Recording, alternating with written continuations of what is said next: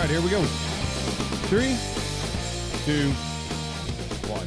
Boom, and welcome to the Big Honker Podcast, brought to you by HuntProof, the app that you all need to have. I am Jeff Stanfield with the world-famous Andy Shaver. And Andy, I got a question for you. Yeah. They had a book called Where's Waldo? Where in the hell is fall in September anymore? I don't know, but you got a funny-looking hat that looks like Where's Waldo. So You know what? This is a good luck hat. Nobody can see me anyways. the good luck hat. You see it's got the Irish deal on there? Yeah. It ain't because I'm a Notre Dame fan. I do like Notre Dame, though. Ask, how did that work out during the potato famine, Jeff? Like, come on. I never had to worry about that. Oversized people don't worry about famines. Okay, and hold on. We've also got a promo code because we're doing this early in the morning. Dirty Duck, we also have now a promo code, 15% off. Use the promo code Big Honker. All one word, save you 15% over at Dirty Duck Coffee. I'm drinking some Missouri Boat Ride this morning. Yeah, that's right. Love it. Okay, guys. From Illinois, Nathan and Steven with HuntProof Hunting App. How are you guys doing? Good. Happy to be here. Doing good. Happy to be here as well. Steven's got his old hat kicked back the way I do, backwards. He is. That's when you know you are comfortable with yourself and you can flip the old hat backwards. Casual Tuesday. It is, yeah. So You can't do that in Texas because a lot of guys will frown on you. I have old men come in to talk to me all the time, and they say, that is disrespectful to have your hat on backwards. I've never understood how that's disrespectful, though. they're just curmudgeons. Is that what it is? Yeah. I mean, I tell them all the time. Or I've got this one old guy in town who go, why are you wearing sunglasses? If you just turn your hat around backwards, you wouldn't need your sunglasses. Okay. I can't argue with him, so pretty good. But I wear sunglasses even when my hat's facing right. So That's what I was trying to get at with him. It's just he's just an old grouchy fart. So, gentlemen, I used the HuntProof app this year, or this weekend, and I've been using the HuntProof app. Tell us about the app and what y'all designed it to do. So I came up with the idea. It popped in my head back in I want to say it was 2013, 2014. I was working in a factory on a third shift. So I wasn't able to scout. I'd get off work and try to go hunting, and I'd go hunting late, and I wasn't able to scout. And I was trying to figure out how can I use all this knowledge that I've learned over years. If I hunt the same state park or WMA, how am I able to use that? You forget more than you retain. So I wanted to see if I could just keep them journals. I've always done a little journal, a little write on wet paper, and it just didn't work because now I got a notebook of all these hunts for 2 seasons, 3 seasons. And what do you do with it? You put it in a put it in a file cabinet, and it sits. So I started thinking, well, what if you turned it into a database where it was searchable? And about that time, I think, is when DU launched their journal app, and it just left a lot to be desired for me. So I sat on the idea for a while and then realized I talked to a guy, and he's like, oh, it's going to be expensive. And I'm like, well, I can't afford it. So I let it go for 10 years. And then about 2 or 3 years ago, it's about 2 years now, we've been working on it. And I paid a bunch of debt off and decided I was going to go after it. So then I messaged Steven. Me and him went to school together, and I knew he had something to do with graphics or computers or whatever. Messaged him. I was like, hey, you know how to make apps? He's like, no, but I know some guys. And so we went after it. Isn't that that's always funny to me? If anybody knows anything about computers, they're like, I know a guy. Yeah. he knows how to work Microsoft Word. I bet he can help me build an app.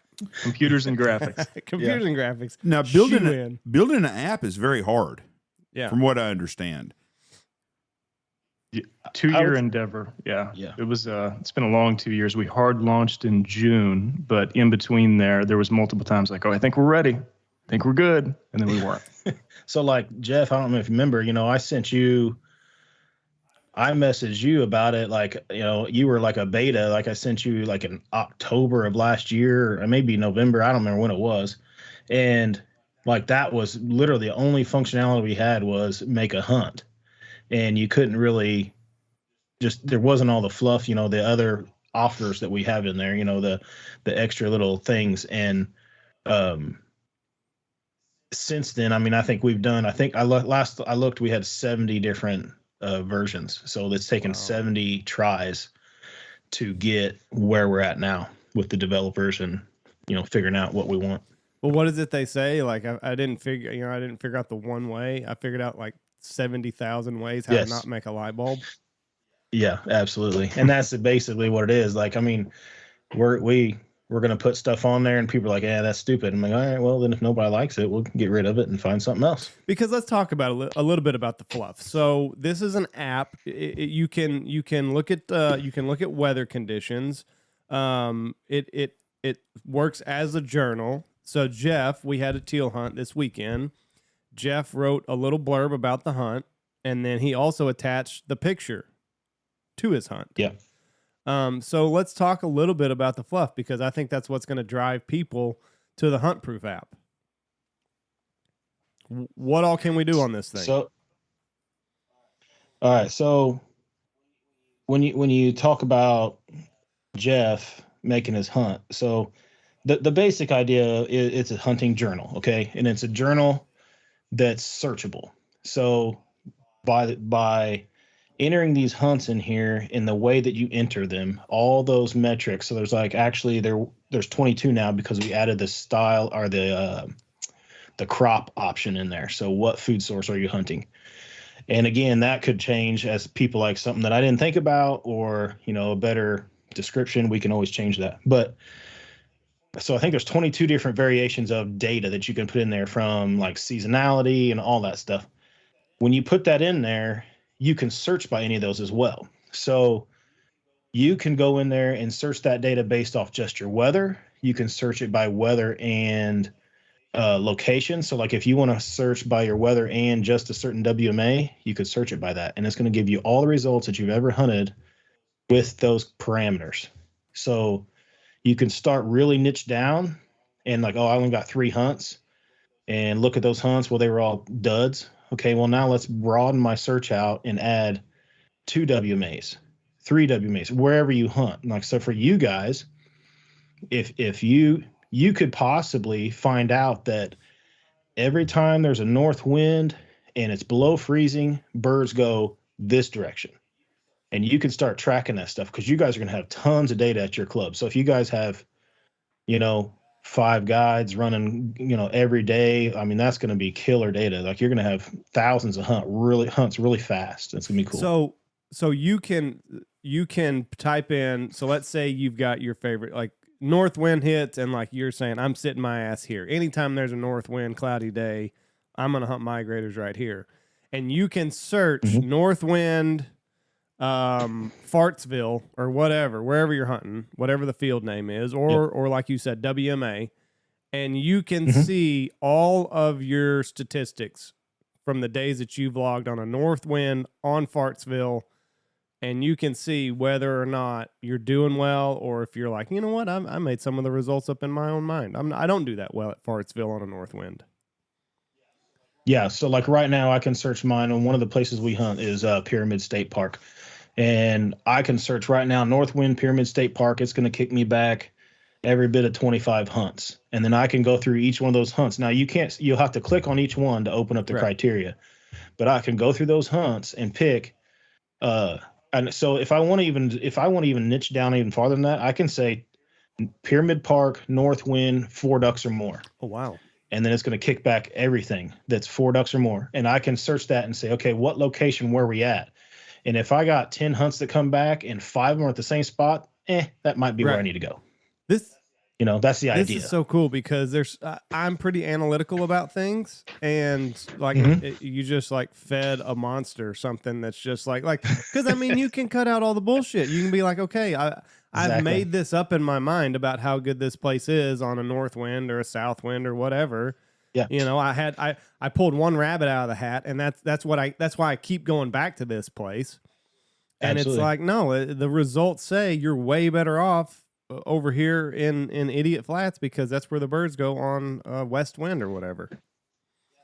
Yeah. So it's funny you say that, because I remember a video Scott Tryon put out a long time ago, and he talked about decoy spreads, and he was talking about, all these guys go with the old reliable, like the J hook pattern or something like that. And he goes, you run that pattern day in, day out. And sure, that decoy pattern is going to work at the right weather condition.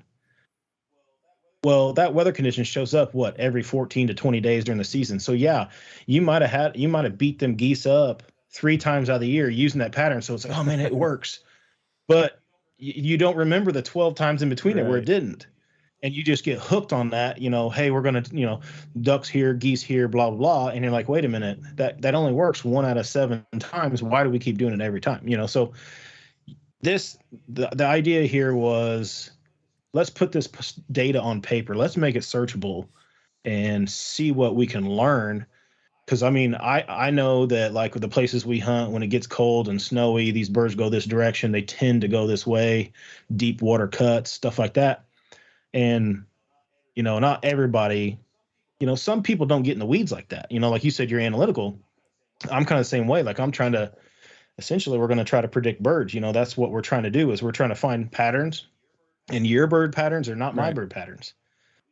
We don't get cold anymore. We used to get cold, if we was, if we had below freezing temperatures for 2 weeks straight, we could pattern birds pretty easy, but we don't get that lucky no more. And now, so when I was talking to you guys at Squad Fest, you were saying, like you said, you're going to be able to predict your odds of having a good hunt is that based off of the numbers that you're putting in, or is that based off of barometric pressure, north wind? How are we going to make an accurate prediction for guys' hunts in different areas?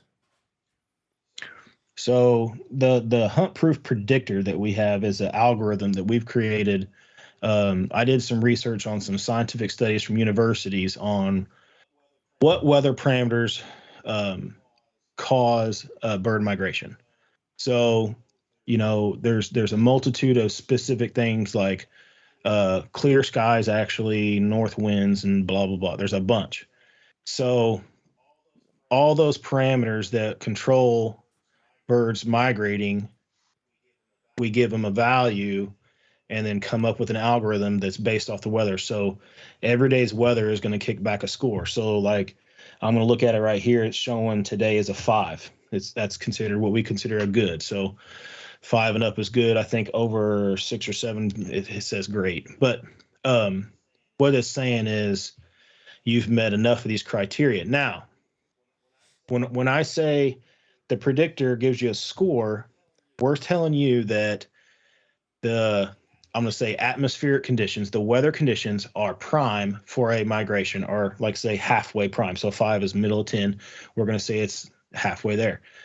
That doesn't mean that your localized bird movement is guaranteed. So if you get a 7, that might, that's basically going to say that, hey, there's a good chance of fronts coming through. There's a migration push, blah, blah, blah. Like, I don't think, and in 2 years we've been playing with it, I think I've seen a 9 on it one time. We just updated it and changed some through a few things to where I think over long term, we're going to try to make this like a growing algorithm. So as we learn more data, we're going to try to find more scientific studies. I've been going to talk to some universities and see if I can get more data. Like, I've only, I had a limited amount of studies. So if I can start finding more and more data, I'm like, I don't know what our limits are on this algorithm, what we can and can't do. Yeah. So. And what he means by that, guys, is when you store all of that data within your phone for your unique hunts local to your phone, right? So say you have a weird day where you just limit out and the conditions are like you wouldn't have thought, right? You wouldn't have thought that you would have had this much success. In my mind, as you kind of grow that database, everything will average down and you individually will affect that migration predictor. And for as far as the macro algorithm, it'll still be established and based around all of these studies and where we have this hard data, but you'll be able to influence it with the data that you put in, and then it will be affected uniquely towards you based upon the site that you're at. So the results that we have will affect that number eventually as we here in Knox City, Texas, put in so much data, that number will start to tweak one way or another once it starts to figure out, oh, they did well on this day or they did well on that day, and that number will change specific to where you're hunting. Yes, we haven't introduced that into the algorithm yet because we didn't have a large data set. So like when we tested it last year, like I tested and it like everything looked good to me. But once we have all of that data set in, to me, now I can't see your data, right? I have no idea what you're doing. But once we build that out, we're going to start split testing it on our end and say, okay, how accurate is this? Is this too wild, or do we need to sit to this specific, these studies that have already established this? I'm blown away that something like this is here now. The kids that are young that are hunting, I say kids, the young guys, the flat build boys, 18 to 28, whatever they are. Those those guys right there have got something in front of them they don't even realize what they have, because I would give anything to go back to when I first started waterfowl hunting with my dad, even when I was 7, 8, 9 years old. An 8-year-old can use this because I just went back and edited our first hunt we did and added it. The hunt we did this weekend with my grandkids, we hunted this weekend, and I added a picture the 25th. Well, me and Andy hunted the 17th. I went with him on a guided hunt, and I hunted then with him the first time that I've hunted in a long time, and we went out, and I just added that to my deal. So when you pull up my page on HuntProof now, it's got both pictures and both hunts. And I went back and added that myself, and I am completely a dinosaur when it comes to apps. So if I can do it, an 8-year-old kid can do it. But I can't imagine my whole life of my hunting would be on an app that I could go back and look at things.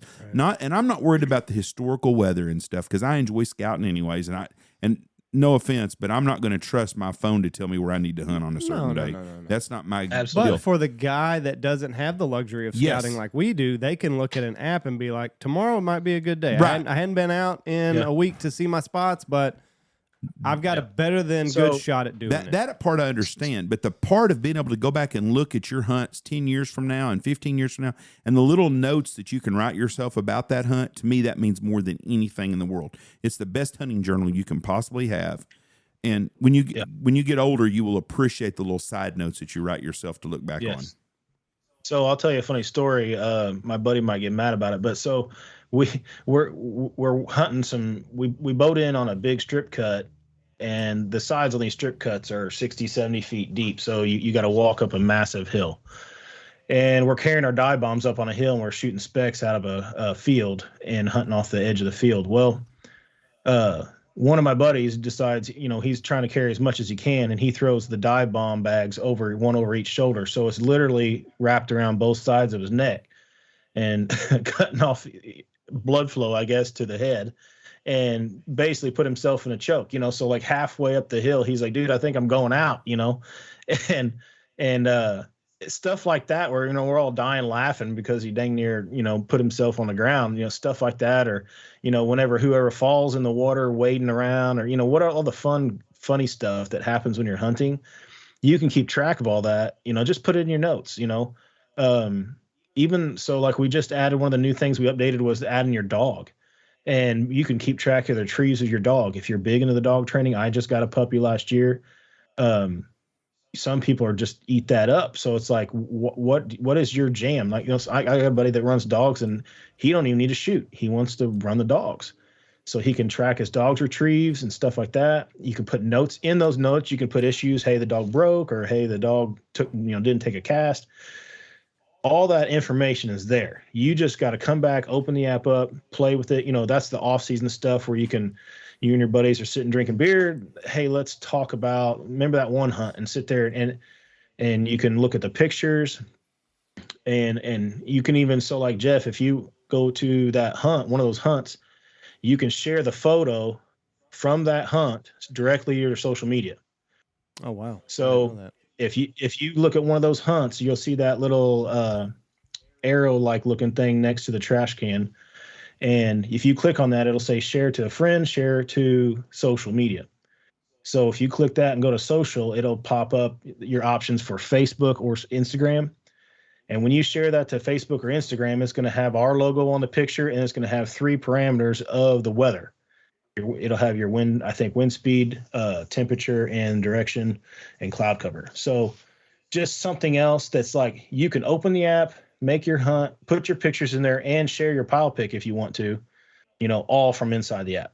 This is also, this is something that young guys, this could be like a resume almost. If they started logging hunts on this HuntProof app, like, they could share that with potential employers one day. Yeah, that's very true. I like the thought that if my guides all have this, And, We're gonna and I'm going to make them do that. I'm going to have them send that to me. And that way, when I have a customer call, and I'm pretty good at keeping up with stuff, right? Pretty good. And if you tell me, especially if you tell me where you hunted, I can remember hunts from 15 years ago, a lot of them. But on this deal right here, when Joe calls me, and I'm curious to see how he did last year, because a lot of times a guy will call me and says, I hunted on certain day, and I'll have to say, what group were you with? Well, I can look up the guides that day and see what it is and see everything they done. So you can search any user that's on here? How's that work? If you share it, so I can't see your stuff, right? Unless we're associated on the app, so you can add them as like a buddy. Okay, cool. And then you can share individual hunts. So there may be some instance, and that's the number one question we get. Like when people come up to us or Instagram and say, "Hey, so everybody's going to see where I'm hunting," because people are real private, right? Or like, you guys can see where I'm hunting, and like, no, our trucks aren't going to be at your spot tomorrow, And so. But from that standpoint, so say you have your guides and they just have to add you and then send the hunts over to you. We are working on an outfitter feature where at the end of the year or every 24 hours or every month or every week, if you want to check on your guides, you'll have kind of a master admin account, and then you can see the total numbers across the board. It'll graph it out for you. That's something that we're working on right now. You'll be able to export that data via print or a PDF or an Excel sheet in whatever format that you want. And then that way, on a year-to-year basis, you can see, hey, this performed. You don't have to jump in the app even. It'll be on that hard paper right in front of you. Well, shit, Jeff, I might be the low man on the totem pole. Well, by the end of the I can year. keep up with that shit. I might get fired now just because Jeff can see the results and I'm not putting up. But I like the idea of being able to look back. And I tell you another thing I like to look back is the history on the weather, because I always kind of keep up with that myself, but I want to see on the weather how it makes a difference. And historically, we're going to have the same fronts about the same time every year. I really believe we're pretty close to it. And because, guys, that's the question I get all the time. When's the best time to be there? Well, the days we shoot limits. What's the worst times to be there? The days we don't shoot limits. I mean, there's no way to tell you, because I've seen us have great hunts the last day of season. I've seen us have great hunts the first day of season. And everything in between is in between. You never know. But I can say, well, the last 3 years on December 6th, we've gotten cold again, and the hunting's really picked up. So that week right there ought to be really good if it does historically what it does. And I really like that deal. I think you guys are onto a real good thing. My question is, how long until y'all cash out and y'all aren't doing this? Because Uber, every app that started out as something, those guys cashed in, because what they did was, your app is more important to a big company doing something else with it, the technology y'all have. Is that y'all, do you see that down the road for y'all? I think me and Steven talked originally, like we kind of expect that. It all depends. Like, honestly, right now, I really like the idea of just running it for long term. I like to play like I consider it called the infinite game. Like, if the app makes enough money to justify me getting to quit my full-time job, and I've told all my buddies that we were at our event this weekend in Southern Illinois here, I said, if we make enough money to pay for what we've done or what I've done, and then quit my job and get to come hunt with you guys maybe and partner with some, we've talked to Boss and we've talked to Die Bomb, like make a bunch of friends in the industry and get some good hunts per season and stuff. Cause let's face it, Southern Illinois hunting is crap. So I think it's a win. Now, someone starts coming across and offering me millions, it's going to be hard to say no, but at the same time, it just all depends. I agree, Jeff, that's probably the big play. But I mean, waking up, I just posted on my Facebook the other day, just waking up and being happy every morning versus, writing big checks is not everything. And it's a fun ride. Like we were at the booth and I talked to a dude for like 45 minutes about squirrel hunting. Like, when am I, that's not something I do every day. And so it's in like meeting you guys, meeting people at these shows, people reaching out to us on Instagram. It's like there's like an excitement there that we're on, hopefully a launch pad. And it's just it's been a lot of fun so far. So in my mind, inevitably if someone comes along, but I see this as a long play. How can we be a resource within the field? Where do we fit? How can we, again, like when Nathan first asked me, like, hey, so I did a lot of the user interface and a lot of the front end stuff. And my initial thought was, oh, yeah, maybe people will take me hunting.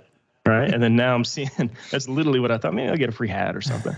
And then like, kind of seeing this and then seeing the reaction to it, like, especially at Squad Fest, it like blows my mind. Like, oh man, I think we got something. So sorry, I didn't mean that. No, Squad Fest was funny because like, we're still like, do people even want this? Right. Yeah. So you go to Squad Fest and you had all these waterfowl dudes and it's just, just waterfowl. And as people walking up, we're like, hey, this is what we got. And everybody's like, so you can search it? And I'm like, yeah, that's the point. And they're like, oh, damn, that's cool. Like, that's cool. Nothing else does that. And we're getting this overwhelming, like, oh, crap, that's legit. That's legit. Like, everybody likes it.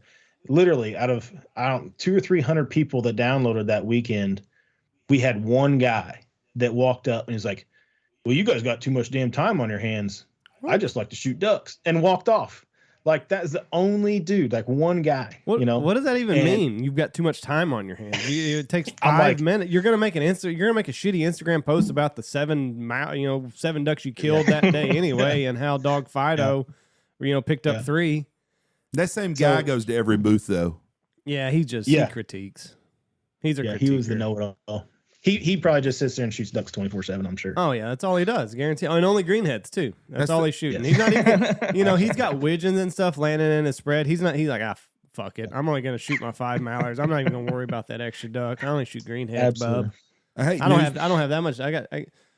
They got too much time on their hands. That guy's old too, because he's been coming to my booth for 30 years. No matter where I was at a hunting show, everywhere I go, everywhere he up. goes, that guy's there. Usually, it's the guy that's by himself that has a golden retriever too, and wants to bring his dog on a hunt every time. He was by himself. He was walking around by himself. Every time it's that way, and then gets mad when you tell him you can't bring a dog unless you got a private party.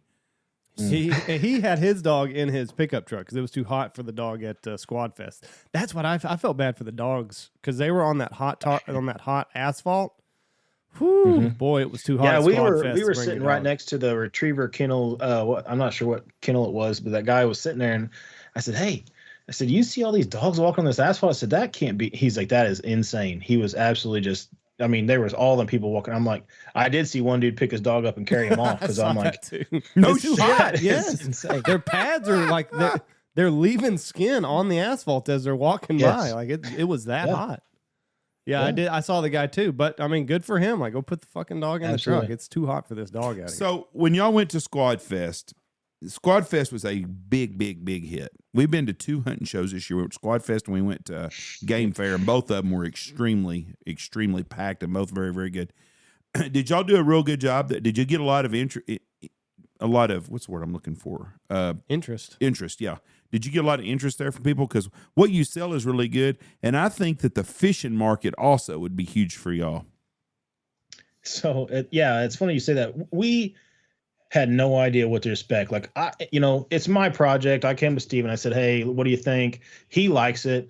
My buddies, honestly, some of my hunting buddies were like, I think there's got to be something already out there like that. And I'm like, there's not. I've looked. So then as we go, we're all just like, cross your fingers and hope this goes. We get to Squad Fest, and once we really start getting some interaction, and every single person's like, damn. Well, then, like, we talked to Brandon at Boss, and he's like, are you serious? Like, that's cool. That's cool. And then when he's like, dude, you need to go talk to Jeff, and then, you need to go talk to Lang Bell. I was like, this is killer. And I'm like, I look at all my buddies, and I'm like, hey, I think we really do got something. Like, this isn't just, farting in the wind here. I think it's legit. And the more we talk to people that really are serious about shooting ducks, we all know there's guys that just want to go out and have a good time. They might go to the same duck blind every day that their grandpa owned. And, this app is fun for them because they can keep track of some stuff. But at the same time, I really feel like this is made for, like Jeff said, the younger hunter or the guy that's really trying to be the best he can be at shooting ducks. I mean, any opportunity. Like the free version, you can put your hunts in there and you can search them and you can do that functionality that the app was made for. The paid version for $30 a year, you can track your dog. You can do a scout option. So we haven't even talked about that. So like if you're out scouting, Jeff, you can put scouts in there just like a hunt log. and you can search them by the same weather parameters, same things. So anything that was hunt related, like decoys, we take that out. But like early season, mid season, late season, if there's a good hide or not, you can put all that stuff. So you judge it by like low, medium, and high for like your duck or goose count when you scout. Hey, it was a good, there's a few birds in this field, or there's a crap load, whatever. But you can still search that. Go back and search that by weather parameter, north wind at 7 mile an hour, and it'll give you those answers.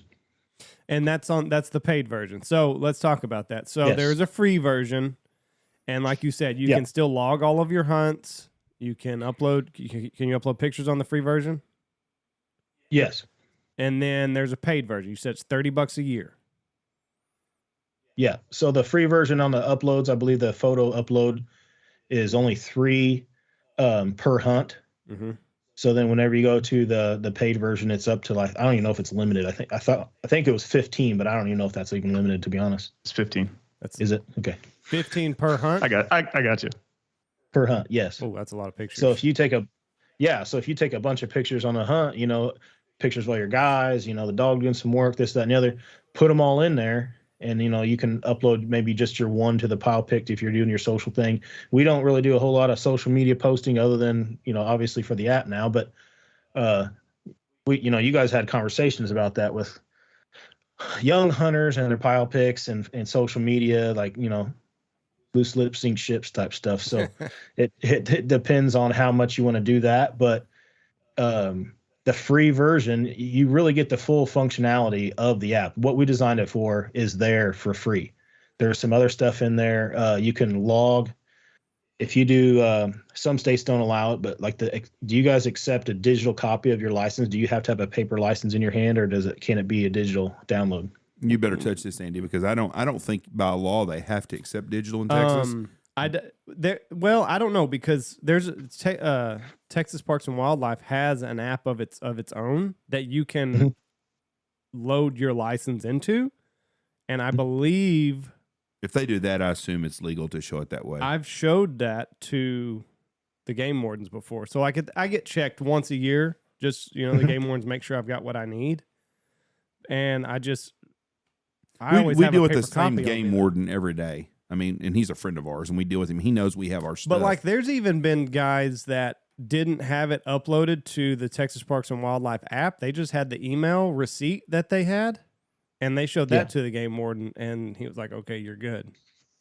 Because like they bought it the night before online, and obviously it hadn't shipped to them. So. But I don't know if it's legal in Texas. I don't want someone to go out be fishing at Rockport, Texas, and show an email, and the guy says no. In Texas, you have to have it. So don't use us in case we're off on that. No. But a lot of states you do. We have So we have a disclaimer on there. So one of the options, even on the free version, is it's tags and licenses. You click on it, and you can upload any of your tags and licenses. A PDF or a screenshot of your PDF, or save the photo or whatever and put it on there.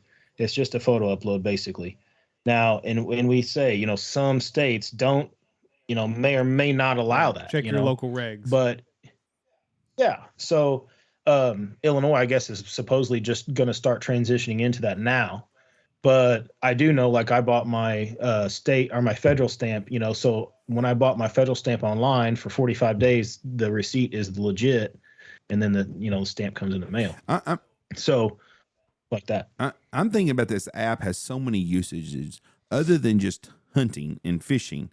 I was thinking about little Timmy playing Little League Baseball. You can put down everything he does on there and keep up with this stuff for the year. There's some parents out there that do that.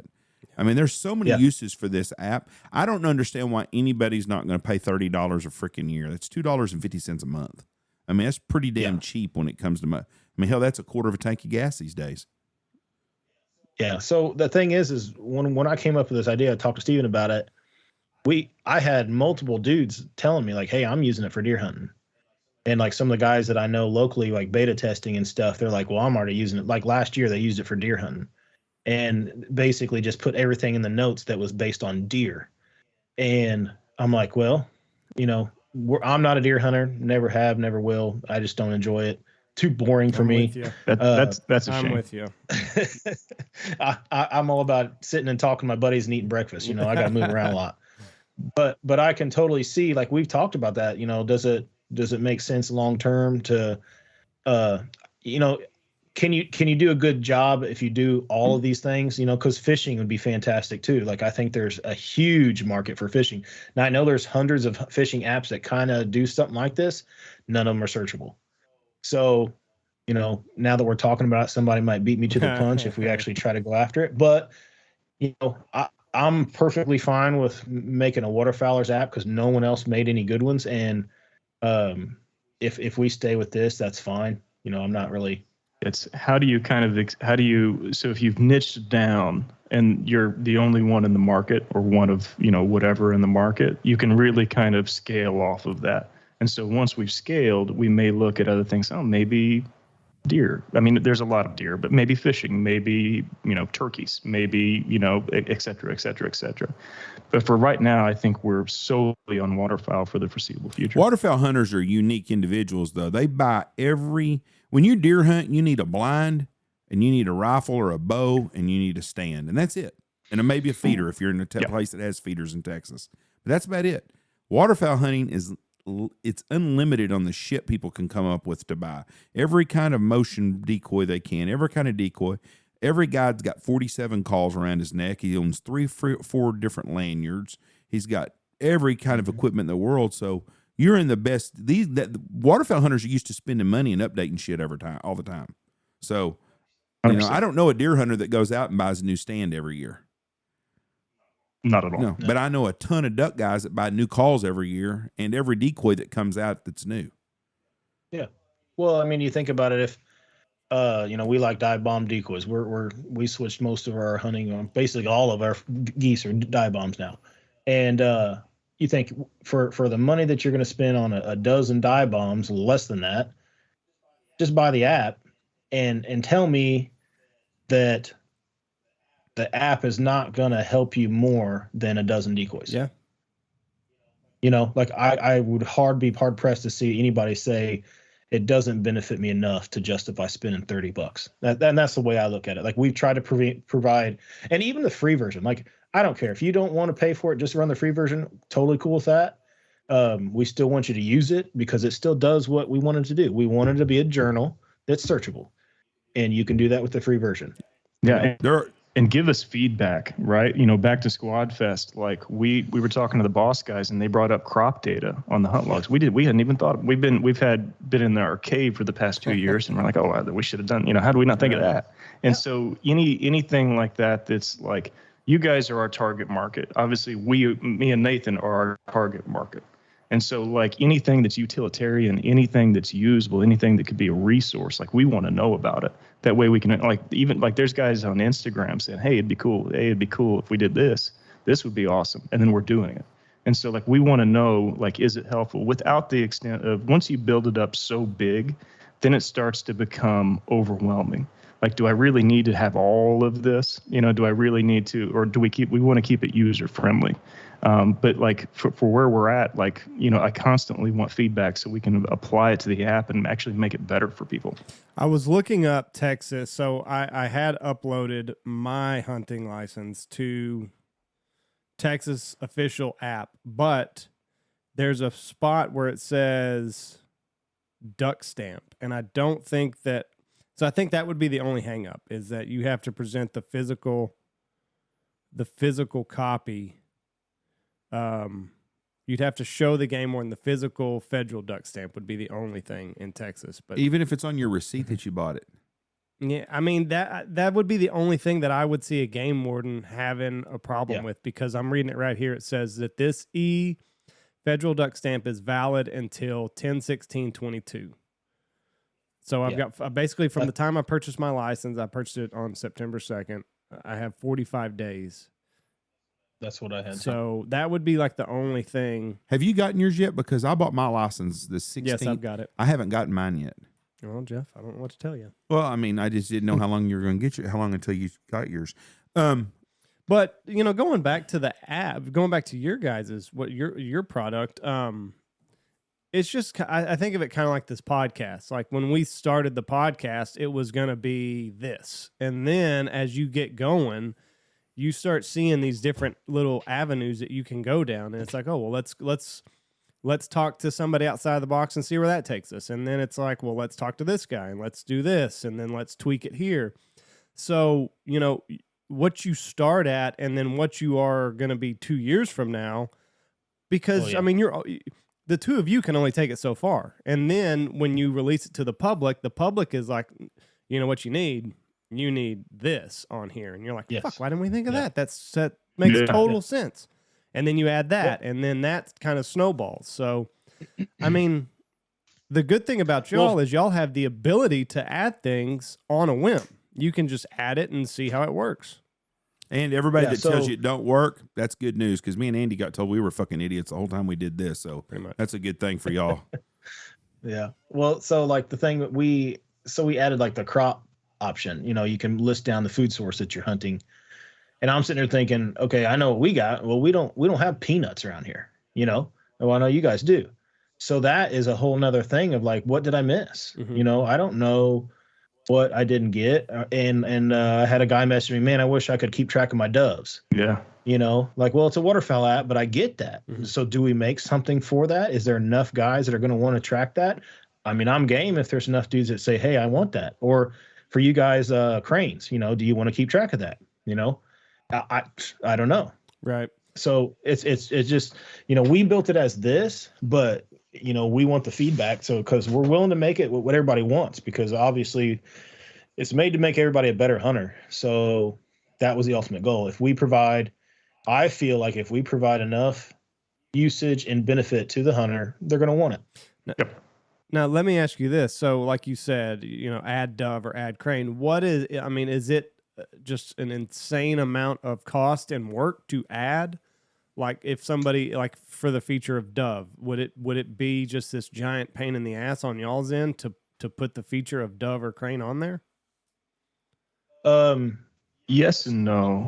So yeah, we have a good structure. So we've done so much over like the past 2 years that we have that base code, and it would just be tweaking, but then we'd have to kind of develop it. Like, what does it look like? What metrics do people want? And then kind of saving that.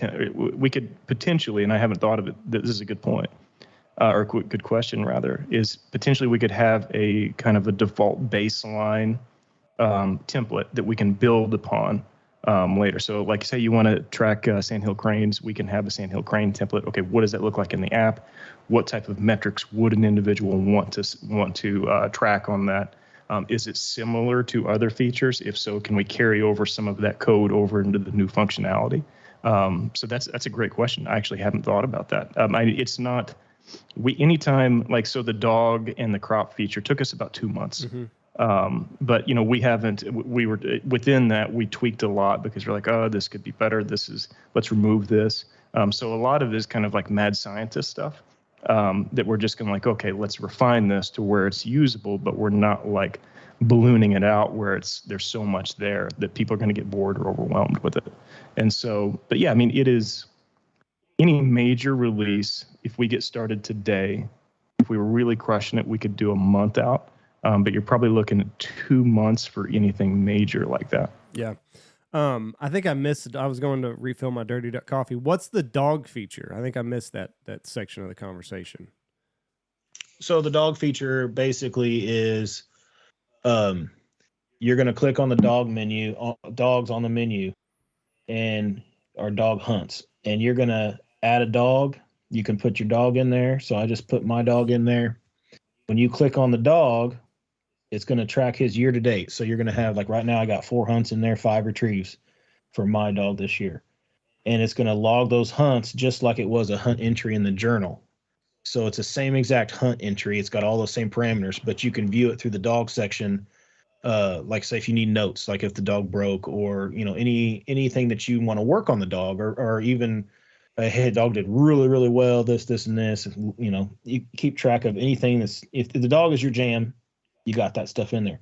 So what happens is once you add your dog into the dog log, your dog, whenever you go down to enter your hunt, it's going to have the dog option is going to show up. You'll click the dog and your dog's name will be in there. So if you're running multiple dogs, you got 3 dogs, you just pick which dog you brought that day. And then whenever you pick a dog down at the bottom where you put your ducks and geese in, you'll put retrieves. So like, you know, obviously the dog might not get every bird you killed. Sure. So if somebody's wanting to keep track of actual retrieves, you know, we shot 20 ducks, but he only retrieved 7 of them or whatever. So you can keep track of that individually. One of the issues I've already found was I got buddies that run 2 dogs. Mm-hmm. So if you're running 2 dogs, we don't have an option for that yet. It's going to get fixed. So it might be mid-season before we get to roll that out, but somehow we have to integrate that option and trying to figure out how that works. And like Steven said, make it a good user experience. Being able to pick 2 dogs and keep the numbers separate. That's where it gets tough. Like, okay, how do we make it to where a guy can really get into the weeds on his dog, his retriever, and but not make it a shit show trying to, you know, put it into the app. Yep. So you can log multiple. So I'm trying to understand this. You just can't have 2 dogs on the same hunt. Is that what you're saying? Yeah. Okay. So whenever you go to make your hunt entry for the journal, if you have, like, say, if I had 3 dogs entered into the app, it's going to give me, you know, Max, my dog Max, Bobby, and Jake. Okay. So I have to pick one. Okay. So I'm going to pick Max. And then at the bottom, I'm going to put 7 retrieves. And that's going to track his retrieves all season long, and it's going to count them up. So if I have another dog, you know, the next day I hunt, I can track that. But if I run 2 dogs at one day, there's not an option. We don't have an option for that. So and I know it's something I want to put in there because I know too many guys that are running double dogs, you know, especially like guides, you know, you guys, you know, a snow goose hunt, something like that, where you just got to get them. I tell you, one of the good things about this too is the hunting regs. Now, you can go right to the HuntProof app, and you're sitting in the blind. You don't have to go trying to search the internet or shit, and you can push Texas. It goes to Texas. You hit it, and it comes up. It shows you the limits, the season dates, everything you need to know. Because I have been in North Dakota before, and we were hunting up there, and we needed to know something one time because Sunday afternoon, you can't shoot something that's got orange feet or some shit. They had some stupid rule on something. And we could pull it right up, and you can look it up and see what it is. And because they had some afternoons we couldn't hunt. Do you remember that? It was it was like you couldn't hunt on Monday afternoons or something silly. It's like a day out of the week or something like that. Yeah, I've seen that. And we didn't know that, and so we looked on our phone and we thought, "Son of a bitch, we're pheasant hunting, I guess, with decoys."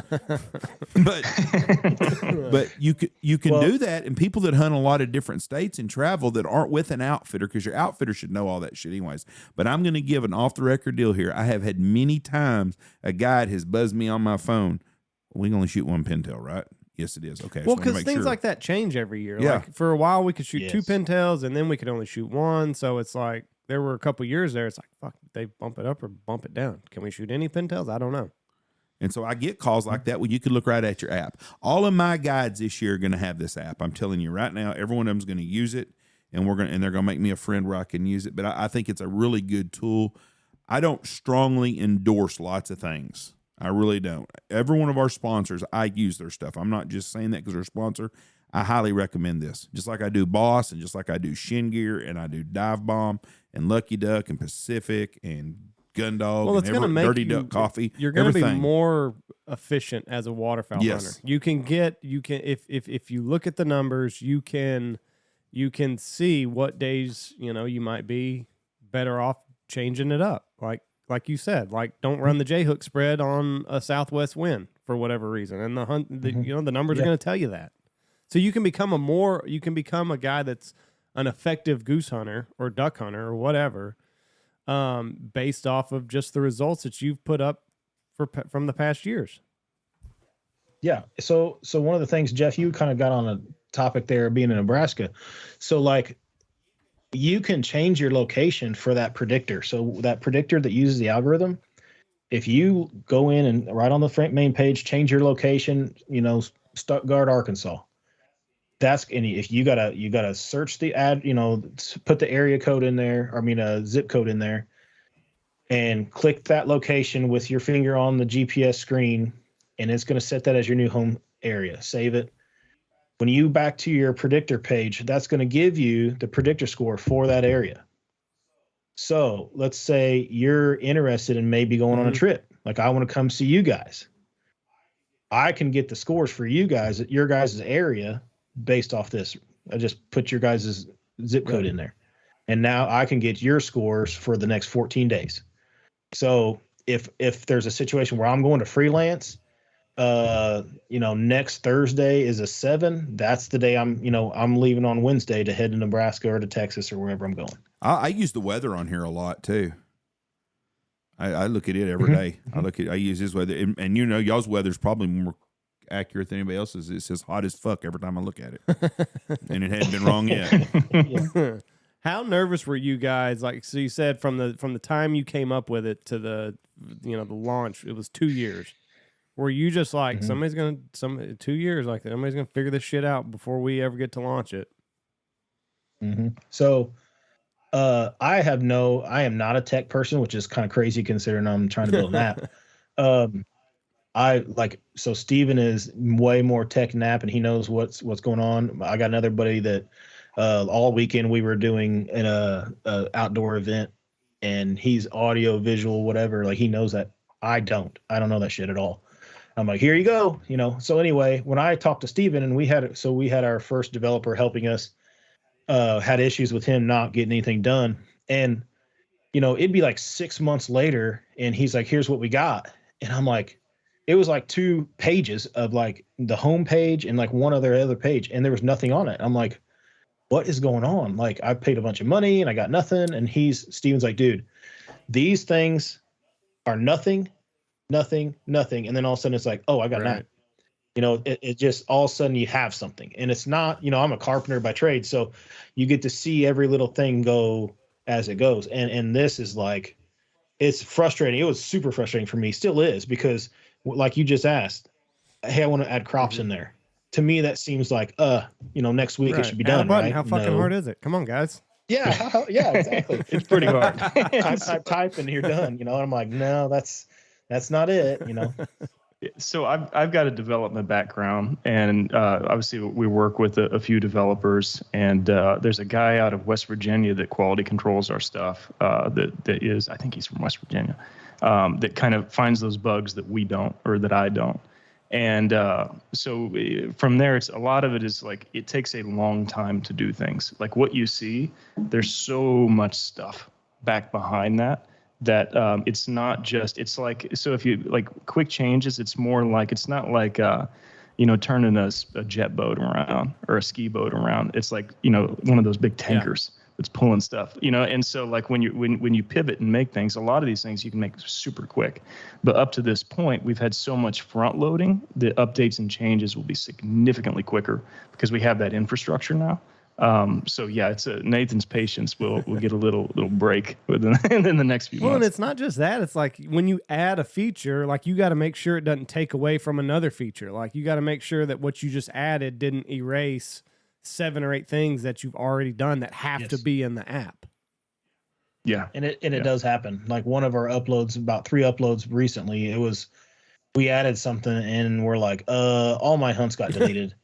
And he's like, developer's like, okay, let me look, and then fixed it real quick. But I was like, oh shit, like we're starting over. Because I mean, we've been playing with it for a full 2 seasons now, so I got a lot of hunts that I wouldn't want to lose. And it's funny because some of the hunts don't have all the features on them because we'd saved them previously, but it was still the idea of, some certain photos dropped out, like we got the banner on the top. Well, the dog banner just disappeared one day, and I'm like, what do we do there? And he's like, oh, no problem, but at the same time, it's, nerve wracking. Yeah. We iron all of those out. Like what Nathan's talking about is our beta testing. So with each version, we send it to a bunch of guys. I test it. We send it to an independent tester. Nathan tests it, and we try to break the app. And so what Nathan's talking about is we're breaking the app before it hits market so that a user can't break the app. So like in my mind, Nathan, I remember waking up, it was like 6 o'clock in the morning. Nathan's like, oh, my hunts are gone. I'm like, dude, they're still there. It's in the database. Like it's like a flip of the switch. And so, but and like that, and it's, as far as our testing goes, it's very intensive because ultimately, like, we want people to use it and we don't want people to be frustrated with it, because the second somebody's frustrated with it, they're going to say, F this. I'm going to go, use something else. Well, I think it's good that Nathan's not a tech guy because, him and Jeff are, kind of on the same wavelength of if they can do it, anybody can do it. So like Nathan, you think it's a bad thing that you're not this techie guy, but in reality, it's probably a good thing because I think most hunters are probably not just this tech savvy bunch of guys. Like we're knuckle draggers that, can barely work Instagram half of the time. So, you being able to work it flawlessly is a testament to how easy the app is to navigate. Yeah, if I can use something like I can use the Sonic car app now.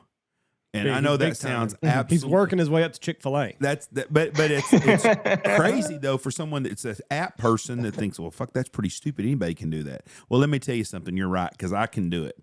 But my wife now will be going to Haskell, which is 20 minutes from our house, and she'll be like, hey, go ahead and order on the Sonic app so I can get it going down. And the other day I accidentally ordered the same order I had before when I ordered for like 9 people. So I got $87 worth of shit when I was just needing a Route 44 drink. But I'm learning.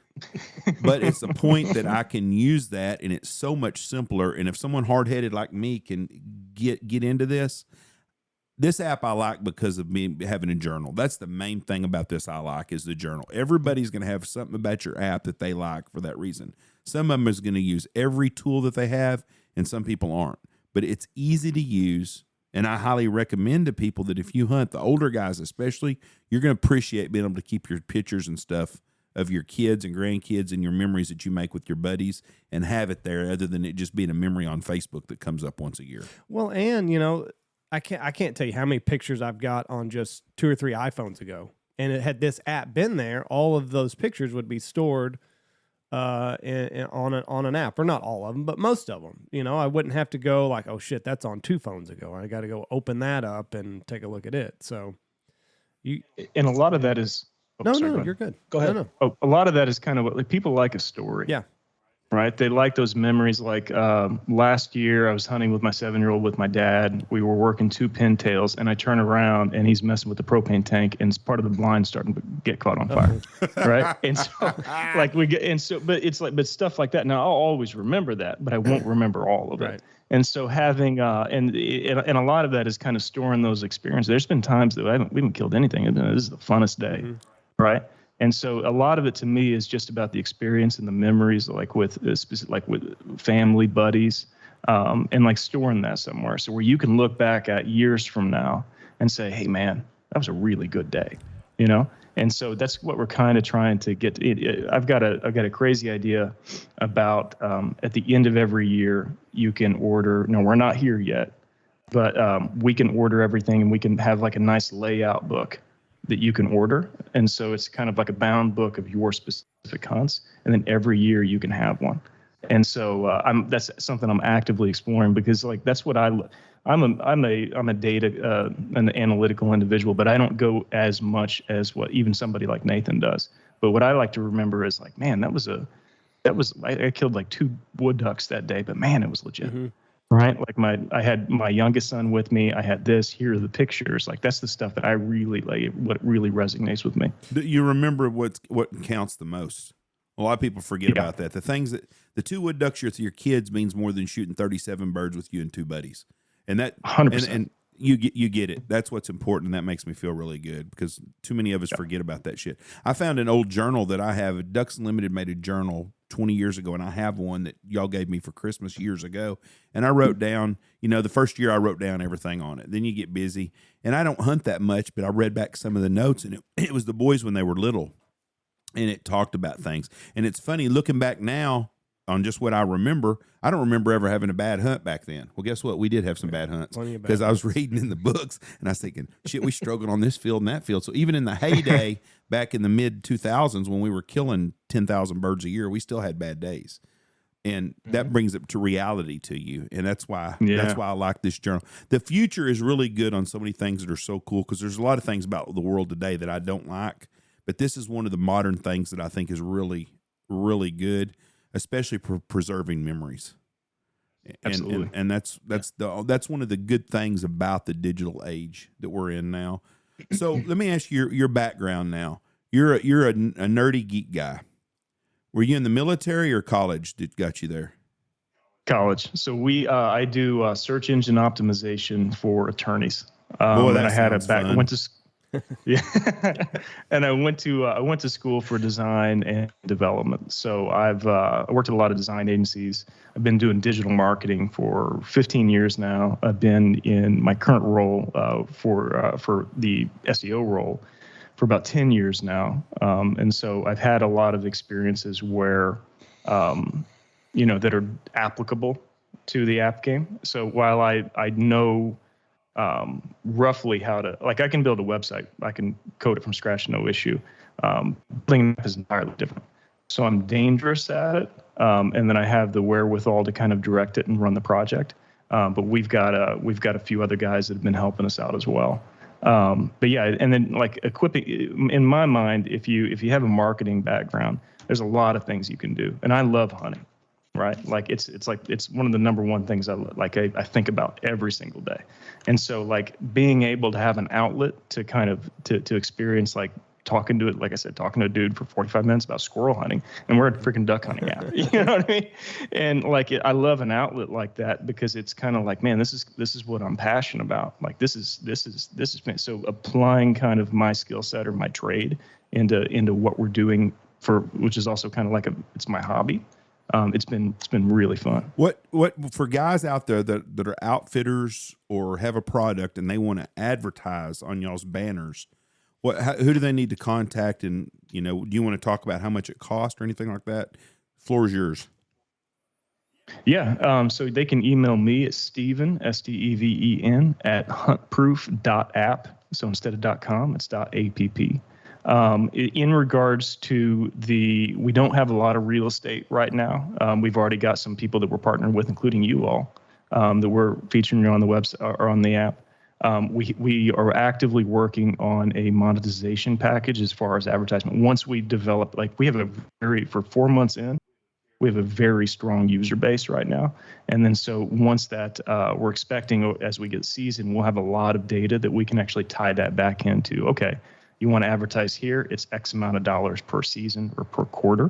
But yeah, if you were interested in having a conversation, Steven at huntproof.app, and we can get something going. That's very cool. So we'll start wrapping up here because I know everybody's got to start going here. Where you can get this app is available across all. I mean, it's at the App Store for iPhone users, Android. I don't know what Android users use, but I mean, it's available everywhere. Yeah, Google Play, any place that you download apps on your phone, just give HuntProof a search, all one word, and then you'll be able to see us. So go download the app, and then you can create an account. Everything's on the app, and then the paid version, there's an option for that. You just got to download the app, and you can run with it from there. Absolutely. Very, very exciting stuff. I'm looking forward to using this. It's going to we're going to see who the weak link is, Jeff. We're going to see who the weak link is here at Stanfield Hunting Outfitters. So the good news is you've been on 2 good hunts. So like your bird per day average probably isn't going to go down much. No, it's you had big dog can just stop right now for the year, and I'm going to win. Banger teal hunts, and I mean, so like, I'm going to do a lot more. You're like 25 birds a hunt. I'm planning on doing some hunting this year, a lot more of it. Me and you are going to Canada and Zach next October. So just tell your wife now, I'm planning a trip for us, just as boys trip. We're going. Not sure how that applies to this year, but well, I'm just telling you right now, I've gotten a new passion, enthusiasm for shooting birds again. I've had a good 2 starts. Get me on one shitty hunt, I may change my mind real fast, but been pretty spoiled so far. Well, listen, you fall in with those new waders one time and you'll be done. I have used my waders 2 times and I have not been in the water yet with them, but they're comfortable just to walk in. But I'm telling you right now, I'm glad I did them the other day because the bugs were horrible. Yeah. And the mosquitoes. Whew, so I was glad to have them. Have you got you some shin gears yet? No, I was actually going to talk to you about that. We need to get a contact from somebody because we're going to have to try those out. I'm tired of buying new waders every season. If you weigh over 187 pounds, and Nathan, I'm not trying to judge you, but I think you probably push over 187. You damn sure want to have them. I'm telling you, they're fat boy comfortable. It's crazy. You know how you try to put your waders on it takes you 15 minutes and your forehead's starting to sweat from putting them on and taking them off? Yeah. None of that shit. In and out. 45 seconds on and 45 seconds off. Yeah, we had our outdoor event we had this weekend, and my other two buddies that we hunt all together, none of us are under $3 so Steven shows up, whatever he's 187 or whatever he is, and the outlier. Yeah, he looked odd, that's for sure. It's not fair either because they're all comfortable and shit, and they're over there eating freaking Hostess donuts and drinking a Coke, and they don't sweat or nothing, and they're not huffing and puffing, and we all get there and we're like fat kids at a gym. But I'm telling you, the shin gears are the difference makers. They really are. It's the comfort is what's amazing. Because I used to just think about, they're comfortable enough that I never thought I'd say this, but I would do a hunt in the flooded timber in Arkansas. Something I've never done. Yep. And since I've gotten fat, I never wanted to do that. But now that I've lost a little bit of weight and I have some comfortable waders, and I get invited every year to a couple places like that. So if you really, really got a hot greenhead hole in mid-January and you need an extra gun, I may drive up to shoot for a day. Look at Jeff. He's just all about mooching that free hunting flooded timber. Now that he's a lot, I didn't say I wouldn't pay. Fat shaming people and did you hear me say free? Wearing these expensive waders, like you're all about just traveling the world. I'm not fat shaming. I'm fucking you were fat. You were fat shaming. No, I just said they're comfortable. Is what I'm saying. Fat guys understand. There's not a fat person out there that does not know they're fat. I'm telling you right now. We all have mirrors in our house. We know. Shit. Absolutely. Absolutely. They act like it's a big deal when you say, "Well, that guy needs to lose some weight." No shit. You don't think he don't know that? Oh, we're getting on that non-PC stuff. I forgot about that. I've got to change. Easier said than done. Yes. Yeah, it's all easy. Well, I just go do 100 setups every morning. Yeah, I bet you would. Yeah. That sounds like a lot of fun. I go to the gym at least 5-6 days a week every morning, and I'm still gonna go eat way too much food. So it just is what it is. But I mean, part of that's why you go to the gym, so that you can kind of splurge here or there. Are you happy in life? That counts right there. I wish I could breathe a little better when I tie my shoes. No, I mean that's obviously would be a win, but at the same time, you have a good life. You like your life. You're happy, and that's what counts. I know a lot of in shape some bitches that are miserable. So I'd rather be out of shape and fun. I mean, you think about it. Whenever you go to a birthday party and I get to eat, whatever I want, and somebody else is like, well, I already ate. I drank a soda this morning, so I can't eat my cake. Well, that's your choice, and I give you props for your willpower. But I suck, so I'm gonna eat cake. I love it. Well, you need to come down and see us this year. You got an invitation. Come see us. We'd love to have you down here. Y'all, both of you. Yeah, both of y'all. Even the geek. Sure. Jeff. My youngest son's a geek, so I got a lot I can relate to with you. It has been a pleasure talking to you guys. We're excited. We look forward to seeing what the future holds for y'all. It's revolutionary, and we're excited, and we're happy for you guys. And I'm a little hesitant to see what my numbers are going to be at the end of the year, but it's going to be good. If y'all turn out to be the next Mark Cuban, please don't forget us little guys, because I did see the other day he started out with an $8,000 investment and turned it into $5 billion. My one question, and this might be an asshole thing for y'all to even think about, but is there a plan to put video on there? Like, say you have a big rain out that you've got videoed, and I know that it's hard to do and all that other stuff, but is this something that we see potentially down the road? Yeah. So initially, my original, so not to go back into it, but this is how I created this app. This is my notebook, and this is like the subscription page. I draw it on paper, I give it to Steven, and then he makes it. Okay. So I literally have wrote down in my notes that photos and videos. Okay. Yeah. So whenever you upload, like I got a shot cam, so I want to put those videos into those hunts. I can go back and put that in there. I want that in there. Now, I honestly don't think it will take it right now, but that's another thing that we're going to have to work into. Yeah, we're good. It can. We can just turn that on and allocate more server space. So yeah, I mean, and that's something we've talked about as well, is adding videos, adding resource videos. So my thing is, how do we keep some cat in Missouri on the app in July? Right. And so how do we provide as much value as humanly possible, whether that's videos attached to your actual hunt log itself, or calling tips. from some cat in the industry that's really good. Right. You know, where do we play? You know, where does that? At the end of the day, we want to be as much value to that user as humanly possible. And so, yeah, 100% is expanding into videos. That's on the horizon. Well, there's we've talked about like on the menu being able to put like we would like to do some kind of like affiliates type thing. You know, obviously we got our banners and stuff, but people that we do business with, you know, companies that we use Lucky Ducks. We want to, you know, even if it's an email blast every month, tips and tricks combination, you know, so we want to provide as much value as we can for anybody that purchases this app. You're only maybe using it for 6 months out of the year, but we feel like in the off season, we want to provide value. So if it's Alex Langbell giving a video about taking care of your dog in the off season, it's so hot, how do you train when it's heat, you know, using his water, that stuff is invaluable. And we think that we're a good platform to get that out to people. We actually want to be able to do like a off. Currently, the app doesn't run in the background, so we can't do like a push notification yet. So, but we would like to be able to notify you, hey, your migrator is showing a 7 or an 8. You better go hunting next Thursday and Friday, or Wednesday, Thursday, whatever. We want to provide all these opportunities, and you know, it just takes time, you know, and if you wait till everything's perfect, you'll never get it out. So we just had to finally say, get it going and let's see what happens. Yeah, get it going and we'll build from here. For sure. It has been a pleasure talking to you two. And listen, if you guys ever need anything, don't hesitate to reach out. It's gonna be a fun ride for you guys. So I appreciate it. We look forward to using your app all season long.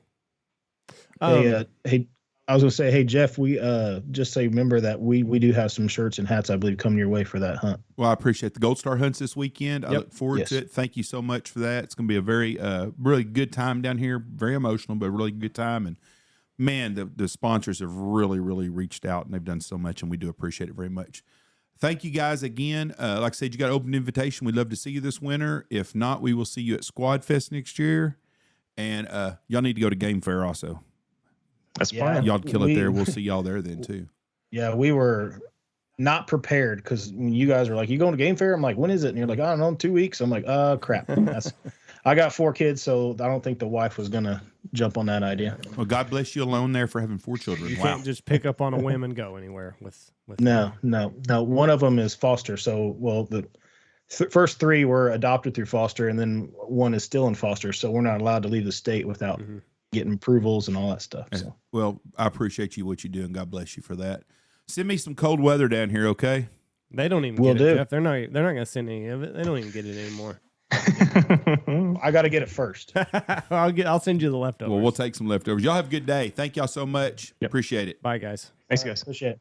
HuntProof app. Check them out. Download it. Make me and Andy friends on it. I don't know how that all works, but I don't either. anyways. One of them can tell us about it. Yes, but get on HuntProof. Highly recommend it. It's a really cool, I call it a gadget on your phone to use, and you will use it a lot. And like I said, I do use it. I check it every day. I check the weather. Thank y'all for listening to us. God bless y'all. Have a great week. You got anything else? No, go use that discount code from Dirty Duck Coffee. Save yourself 15% at checkout, and it is, let me double check. Pretty sure it's Big Honker. Yeah, Big Honker. All one word, 15% off at Dirty Duck Coffee. Also, we got promo codes at Pacific. BHP25 will save you 25%. And I think that's all the promo codes. You're in 4 fantasy football leagues. Are you winning any of them? No. Are you in last place in every one of them? Shitting the bed. Nah, the ESPN leagues I'm actually doing okay in, but the CBS leagues are awful. My Run Your Pool league is trash. I'm out of the Survivor pool, which I think everybody is at this point. No, there's 5 people left. We need to start round 2 on that. Every year, though, we started round 2 last year, too. Because, and this made me feel good, because the Chargers lost also. Yeah, it made me feel good, too, because I switched my pick. Switched mine when I thought Herbert wasn't going to play. Jacksonville might be the real deal this year. I tell you who's the real deal, and we laughed at him. The Miami Dolphins. Miami, Jacksonville, and the Philadelphia Eagles are the best 3, and Buffalo are the best 4 teams in football right now. No, I'm not saying that Jacksonville's one of the top 4 teams, because they're probably not, but they've done a really good job. What do you think happened? The media is going after the concussion protocol because Tua collapsed. He says he has back injury. Said he had a back spasm when he was taking a step, and that's why he fell. But the concussion people are saying no, he should have been taken off the field and evaluated for a concussion. He wasn't, and he passed the test on the sidelines. But they're saying that it needs to be more rigorous or something. I don't know. If he's okay with it and the team's okay with it, and he's in a clear mind now, then what the hell? He says he had a back spasm. The Brett Favre deal is wearing me out. Why? I'm telling you right now. Because we can talk about this on a later we'll podcast. Do it. It's a different podcast. You got to go judge people. I got an hour still, but that's good. I'm ready to get out here anyways. Thank y'all. Really? God bless y'all and have a great day. Check out all of our wonderful sponsors. Go to the App Store right now and get the HuntProof app. It's revolutionary. Dirty Duck Coffee, Double T British Kennels, Ducks Unlimited, Stanfield Hunting Outfitters, Bang Toe Whiskey, Alpha Outdoor Specialties, the Looking Glass Podcast, Lucky Duck, Shin Gear Waders, Gundog Outdoors, Pacific Calls, Dive Bomb Ministries, and the one and only Boss Shot Show.